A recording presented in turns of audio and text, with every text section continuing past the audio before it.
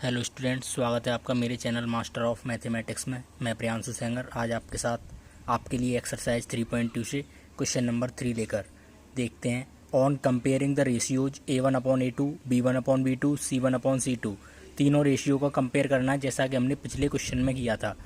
और क्या फाइंड करना है? Find out whether the following pair of linear equations are consistent और इनकंसिस्टेंट। इन रेशियो को कंपेयर करके हमको ये बताना है कि ये जो दोनों इक्वेशंस दी हुई हैं, पेयर ऑफ इक्वेशंस दिया हुआ है, ये कंसिस्टेंट है या इनकंसिस्टेंट है।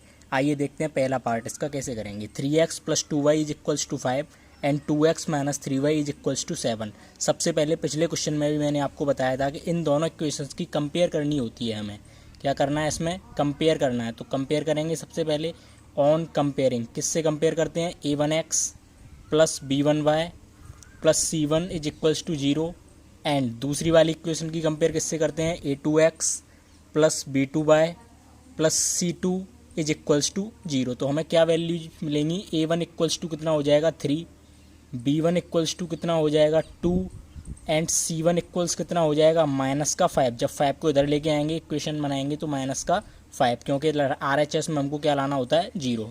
दूसरे इक्वेशन से A2 की वैल्यू कितनी हो जाएगी? 2, B2 की वैल्यू कितनी हो जाएगी? -3 एंड C2 की वैल्यू कितनी हो जाएगी? 7। अब हमें क्या निकालना है? A1/A2, B1/B2 एंड C1/C2 निकालते हैं। A1/A2 की वैल्यू कितनी हो गई? 3/2। सिमिलरली B1/B2 की वैल्यू कितनी हो जाएगी? 2/-3 एंड C1/C2 की वैल्यू कितनी हो जाएगी? -5/7। हमारा यहाँ पे क्या निकल के आ रहा है कि A1/A2 is not equals to B1/B2 is not equals to C1/C2। यानी कि तीनों रेशियो हमारे अनइक्वल हैं, कोई भी आपस में बराबर नहीं है। जब तीनों रेशियो अनइक्वल होते हैं तो पिछले क्वेश्चन में भी मैंने आपको बताया था, जब तीनों रेशियो अनइक्वल हैं तो हमारी जो पेयर ऑफ लीनियर इक्वेशन होती है वो क्या होती है? कंसिस्टेंट।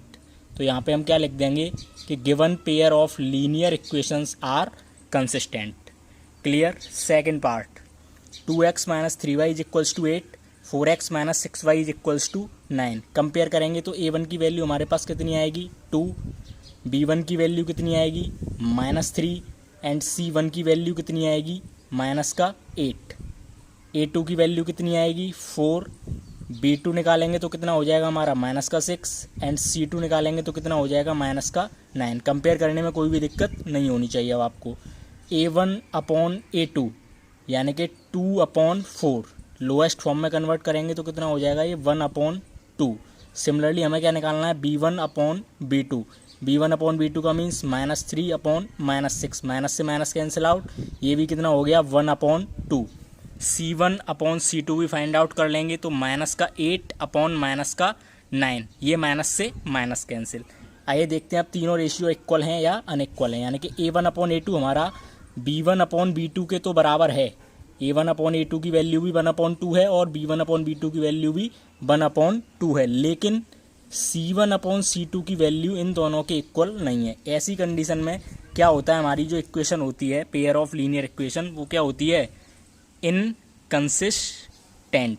अगर हमारी दो वैल्यूज बराबर हैं, यानी कि A1/A2 रेशियो B1/B2 के बराबर है, लेकिन तीसरा रेशियो हमारा इक्वल नहीं है, तो इस कंडीशन में हमारी पेयर ऑफ लीनियर इक्वेशन क्या हो जाएगी? इनकंसिस्टेंट। आइए आप इसका थर्ड पार्ट भी देखते हैं। 3/2x + 5/3y = 7, 9x - 10y = 14। Compare करने पर क्या प्राप्त होगा हमें? A1 की वैल्यू आ जाएगी हमारी 3/2, B1 की वैल्यू कितनी आएगी? 5/3 एंड C1 की वैल्यू कितनी आएगी? 7। ये कंपेयर हो गया। दूसरी इक्वेशन को कंपेयर करेंगे।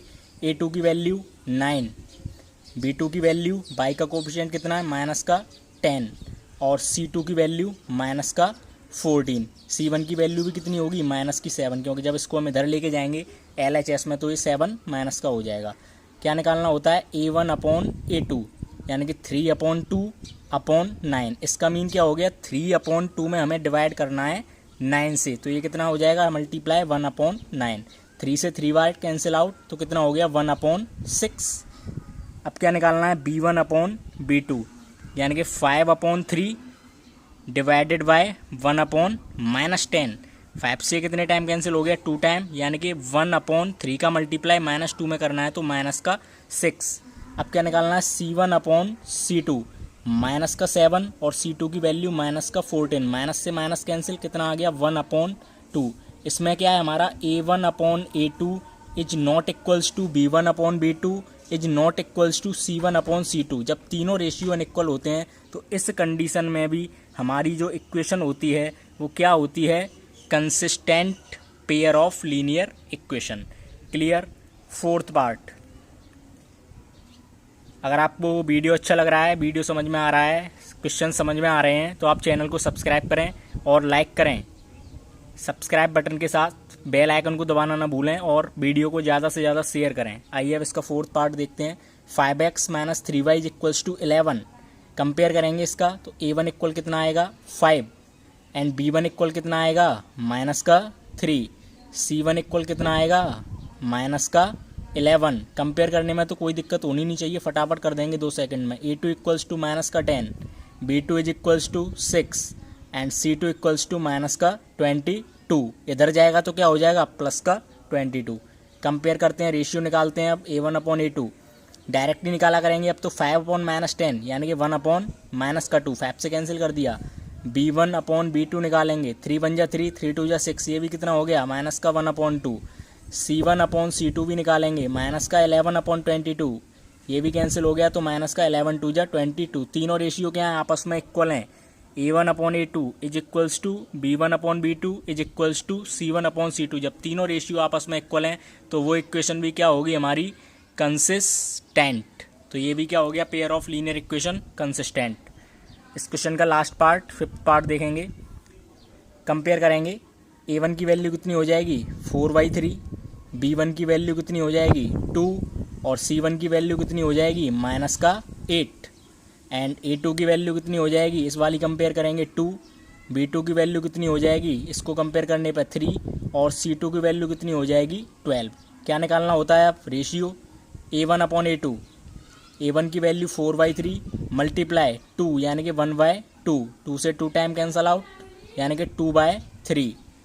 B1 अपॉन B2 की वैल्यू भी कितनी है 2/3 और C1 अपॉन C2 की वैल्यू कितनी है माइनस का 2/3, क्योंकि 4 से डिवाइड लगा देंगे 8 में तो 2 और 12 में लगा देंगे तो 3।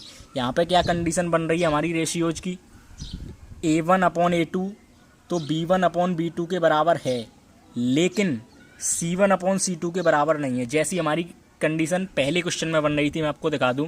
क्वेश्चन नंबर फर्स्ट में जो कंडीशन बन रही थी A1 upon A2, sorry question number second में A1 अपॉन A2 तो B1 अपॉन B2 के बराबर था लेकिन C1 अपॉन C2 के बराबर नहीं था। लेकिन इसमें क्या है, हमारा केवल माइनस का दिक्कत है, माइनस होता है तो A1 अपॉन A2 और B1 अपॉन B2 हमारे बराबर हैं, तो ये इक्वेशन भी हमारी क्या हो जाएगी, कंसिस्टेंट इक्वेशन। ये क्या पेयर ऑफ लीनियर इक्वेशन हो जाएगा हमारा कंसिस्टेंट।